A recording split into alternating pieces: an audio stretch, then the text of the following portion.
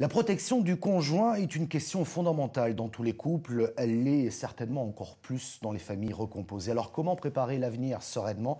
Nous en parlons avec notre invitée aujourd'hui, maître Nathalie Cousigou-Suas.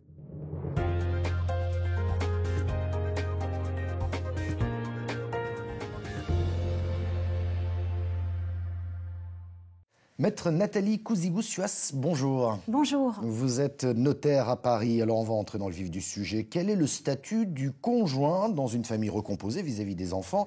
Et là, je parle en cas de situation dramatique, le parent a disparu. Et quel est donc le statut légal du conjoint survivant?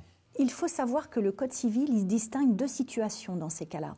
La première situation, c'est celle où le défunt a des enfants d'une précédente union. Et la seconde, c'est celle où le défunt n'a que des enfants communs avec son conjoint survivant. On va prendre le cas de la première situation qui est la plus délicate, celle où le défunt, la personne qui disparaît, laisse des enfants d'une précédente union.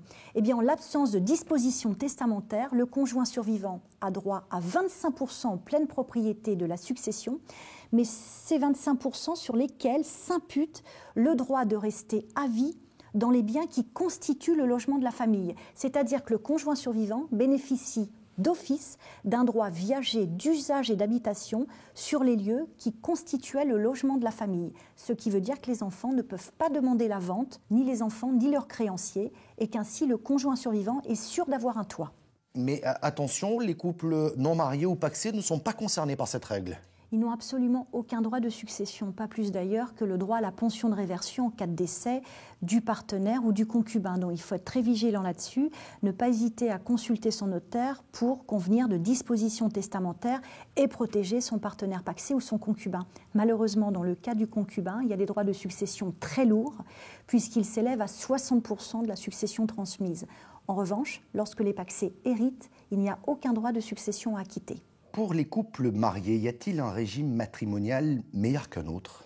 On ne peut pas dire qu'il y a un régime matrimonial meilleur qu'un autre. En fait, tout dépend de la situation du couple que l'on a en face de soi et de ce qu'il veut réellement faire. Il faut vraiment faire du sur-mesure, même s'il est vrai que lorsque on rencontre un couple dit de famille recomposée, il est souvent d'usage de conseiller un régime de séparation de biens pour bien cloisonner les patrimoines. Et ce régime de séparation de biens, eh bien, on peut l'adoucir avec des clauses au sein du contrat de mariage. Mais attention, il faut veiller à ne pas démunir les enfants d'une précédente union, parce que si on a été au-delà de ce que la loi prévoit pour les protéger, c'est-à-dire une certaine quotité de la succession qui est appelée la part de réserve, eh bien ces enfants ont à leur disposition ce qui s'appelle une action en retranchement pour récupérer la part que leur procure la loi. Il existe d'autres possibilités, comme le testament ou encore les donations entre époux? Alors c'est beaucoup plus courant. Il faut savoir que le conjoint survivant, dans notre Code civil, il a une position un petit peu hybride. C'est-à-dire que c'est un héritier que l'on peut déshériter, mais aussi c'est un héritier auquel on peut donner beaucoup plus de choses que n'importe quel autre héritier.